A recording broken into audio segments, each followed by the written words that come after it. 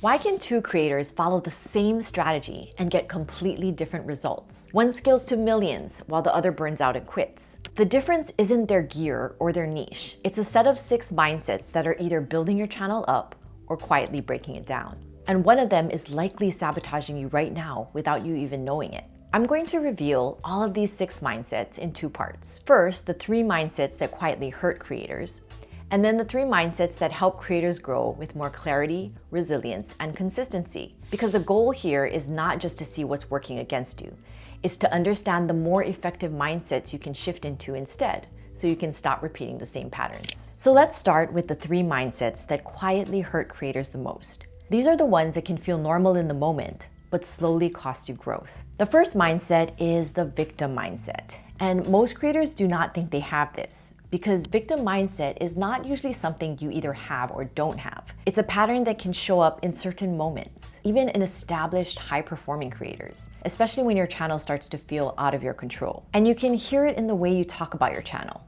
It's literally in the thoughts you think and the words you speak. It sounds like, shorts are killing my channel, my niche is too saturated, bigger creators have an unfair advantage, or I started YouTube too late. And to be fair, sometimes there's truth in those things. But when you're in the victim mindset, you experience YouTube as something that's happening to you. And the risk here is that you start giving those external factors more power over your channel than you give yourself. Once that happens, you slowly begin to feel powerless. That's the part a lot of creators miss. Victim mindset isn't just negative thinking, it's a loss of personal power. And when that happens, you stop approaching your channel like someone who can adapt, solve problems, and figure things out. Instead, you start hesitating more, overthinking more. You start reacting emotionally to every dip in performance. You stop showing up with the same energy and stop taking creative risks. And this is especially dangerous on YouTube because the platform constantly tests your ability to stay steady through uncertainty. The creators who last aren't the ones with the easiest path. They're the ones who refuse to surrender their power every time things get hard. The way out of victim mindset is responsibility. Because whether you realize it or not, your current results are deeply connected to your current thinking, choices, habits, and patterns. And the moment you stop blaming everything outside of you and start fully taking ownership for your results, you put yourself back in a position to change them. Now, taking responsibility brings you back to the harder questions. Like, am I actually improving? Am I really creating at the level I think I am? Am I making decisions from clarity or from emotion? Those questions might feel uncomfortable, but they're also the questions that bring your power back. Because when you can see your part in it, then you can do something with it. But the victim mindset isn't the only one hurting your channel. There's another one that's just as destructive. And the tricky part is it tends to disguise itself as a strength. The second one is the perfectionist mindset. Perfectionism often gets mistaken for high standards, but they're not the same thing. High standards push you to create better work. Perfectionism keeps you from publishing anything at all. Creators with a perfectionist mindset often spend more time perfecting than creating. They re-record videos over and over. They delay publishing because it's not quite ready. They overthink the thumbnail, the title, the hook, and by the time they finally post, they've already drained most of their creative energy, and the video still doesn't feel good enough. The deeper issue is that perfectionism is almost never about quality. It's about fear. Fear of judgment, fear of being criticized, fear of pointing out something that doesn't perform, which would confirm the quiet fear that they're not as good as they think they are. So perfectionism functions as protection. If you never fully put yourself out there, you can never fully fail, but you also never fully grow.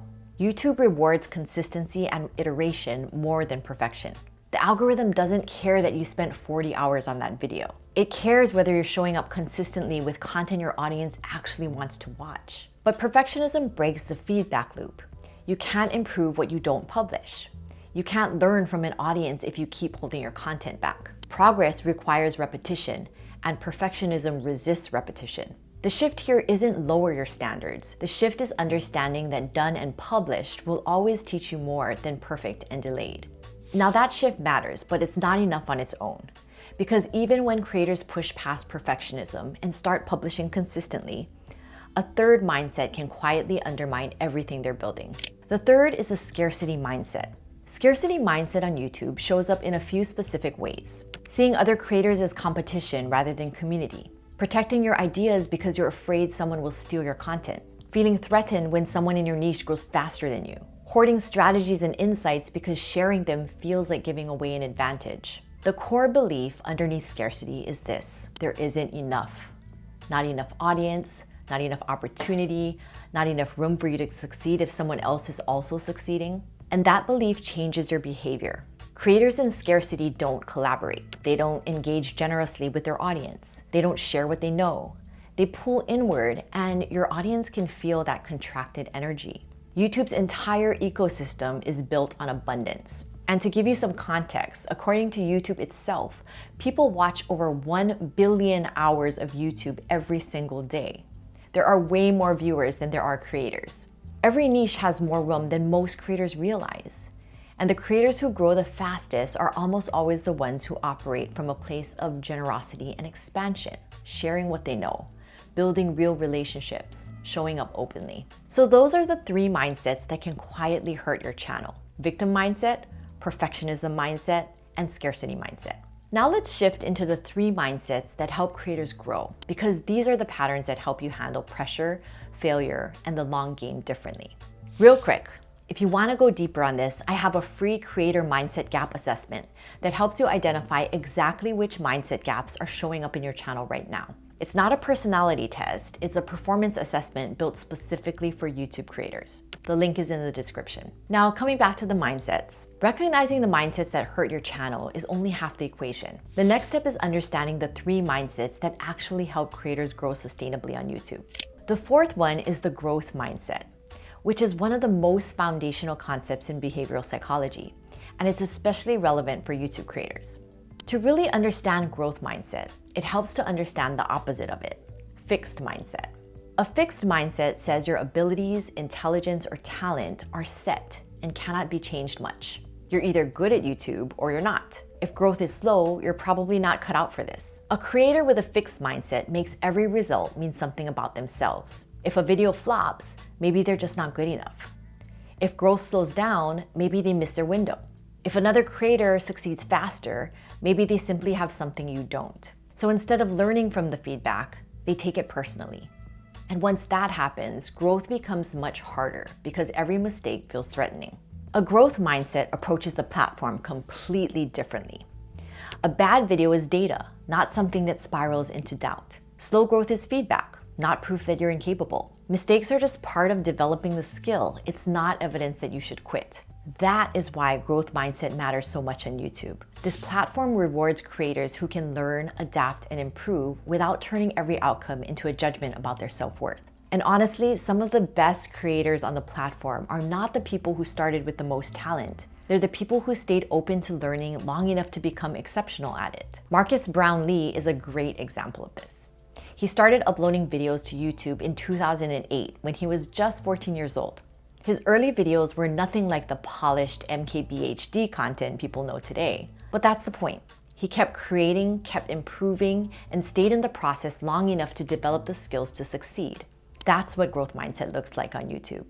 The 5th mindset is the experimentation mindset. Most creators treat every video like a test they have to pass. And when a video doesn't perform the way they hoped, they experience it as a failure.